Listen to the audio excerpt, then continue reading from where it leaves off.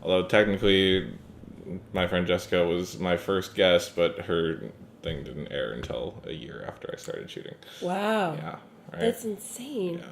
Yeah. Was she sad that it took that long? I don't know. Were you sad? Let me know in the comments below. Oh my god.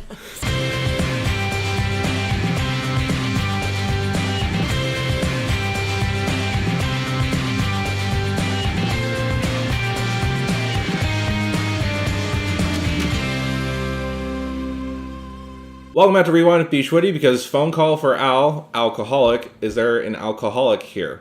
Yeah.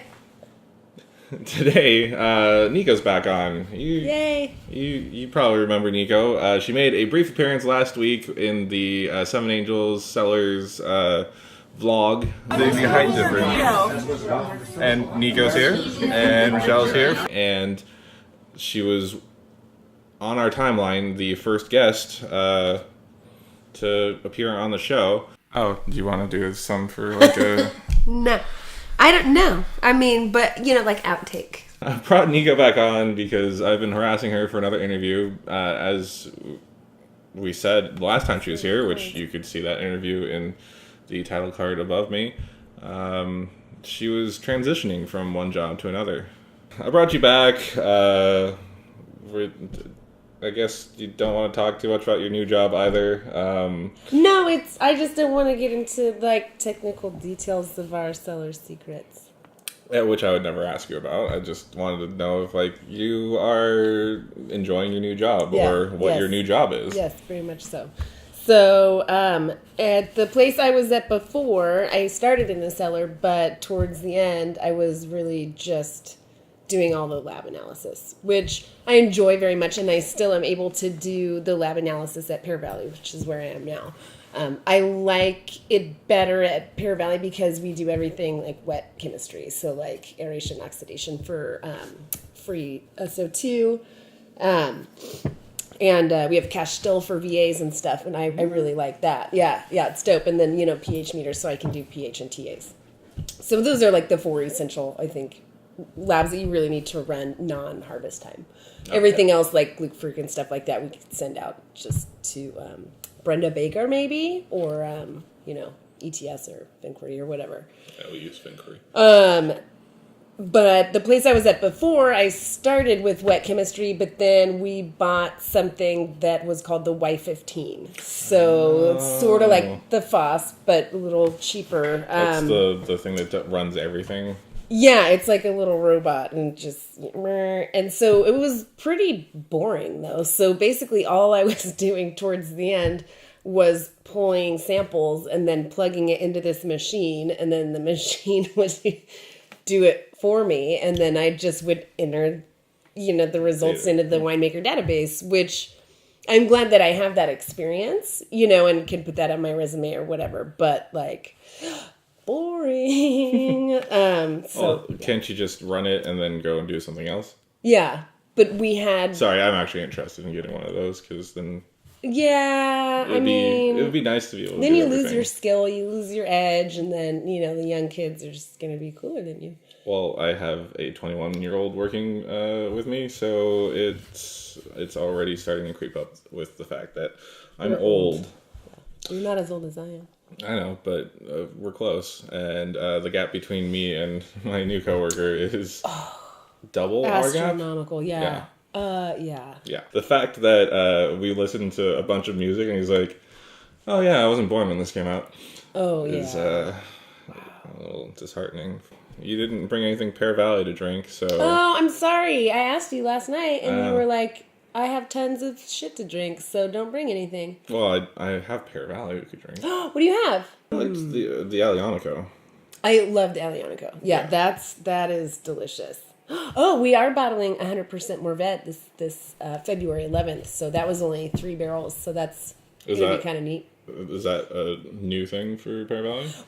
So we typically would do a Grenache Syrah Morvet blend.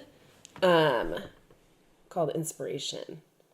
And but we ripped out our Syrah and replanted it. So this year, harvest of 2018 was its 30 years after replanting. So we couldn't do that blend for a few years. We do 100% Grenache, and we were doing 100% Syrah, but we've never done 100% Mourvèdre before.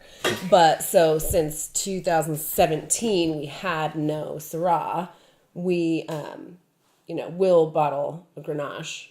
And then we just had this really, really phenomenal Mourvèdre that we were like, let's bottle straight Mourvèdre. That's cool. So look out for the Mourvèdre from Pear Valley. Yeah. So I pulled it up on my phone. Do you want to see, or would you like to hear what I have from Pear Valley? Sure. I have the 2010 Pear Valley Cab Franc, which is the Belle Fin. No, if it's the Belle Fin, it's a port. It was a Cabernet Franc at port. Okay. Yes. Okay. I have the 2010 Cabernet Franc from Pear Valley. Mm-hmm. Okay. 2010 Charbonneau. Oh, okay. And the 09 Charbonneau. Why do I have...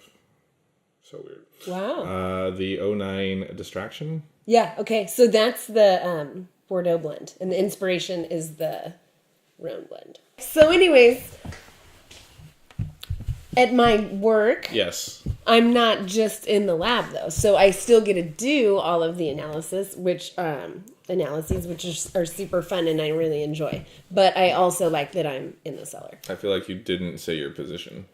Do you want to say your position? Yeah, I'm the cellar master. Okay. And what does a cellar master do? Did we actually talk about that last time? Everything. There's some things I could work on, like plumbing and stuff. Anyways, I like it. It's just myself and the winemaker, and I like that I went from a winery that was making, I want to say by the time I left, they were making 45,000 cases. When I started, they were about 35,000. Yeah, they were growing. But I like now that, like, the Mourvèdre that we're going to bottle, it's just 3 barrels. A cute little 3-barrel lot. Mm-hmm. 8-barrel lots. I mean, it's really pretty neat that I can have my hands in like everything and know every barrel and every lot and just... She's very intimate with the barrels. I'm very intimate with the barrels. I love the barrels. There's sometimes you can find glitter and like little lipstick kisses and stuff on the barrels. Aw. Do you sing them to sleep? When they're taking a little bit longer to finish, ML, sometimes I'll play music for them, yeah. And talk to them. Just pet them. What do you say? Bit. Or is that confident? No, I usually sing Pink Martini songs. I don't... Pink Martini? What? I can't believe you made a rosé playlist and there's no Pink Martini songs on it. A rosé wave playlist. Okay, whatever. If you've never heard of Pink Martini, you need to immediately Google them and listen to some of their songs. What's going on in the life of Nico? I moved. Oh, yeah. So I have ended a long-term relationship. You want to broadcast? It's not a big deal. Okay. So, sometimes things just don't work out, even though there's a lot of love. So anyways, finally, I moved to Paso. I'm very excited. I've been there for a month. I've been wanting to live there for a really long time. So I have a diesel flatbed. What'd you say, about 4 or 5 years you've been wanting to live up in Paso? Yeah, pretty much. Yeah. But anyways, so I was commuting from Los Osos to Eastside Paso Robles in my truck. Yeah. So during harvest, that was like almost $600 in gas a month. Jesus. Yeah, just insane. And so now I live 5 miles away from work, and I live in Paso with my dog, and I'm very, very happy. What do you think of this? I think it's really pretty. Yeah, it's nice. What would you say the residual sugar is? 2. Really? At least. I just said 1.8. I would buy it again. I would buy it again. I think I may have had this on the show before. Oh, really? I think I got it from Costco. No shit. Yeah. I think it's nice. I think it's perfect. It's not like cloyingly sweet. Oh, yeah. I think it's exactly how it's supposed to taste, and it would Great be... aperitif. Yeah. All right, so this is probably running long, so we'll cut it off here. But Nico will return in a couple weeks for an episode that I'm about to tell her about right now. We're going to be playing a rewind wine version of Flip Cup. Oh. Oh, yeah. Oh, shit. So get ready for that. And thank you, Nico, for being on. For having me. This is Nico Fritz. My name is bschwitty. This has been Rewind, and we will catch you in a couple weeks, but I'll catch you next time.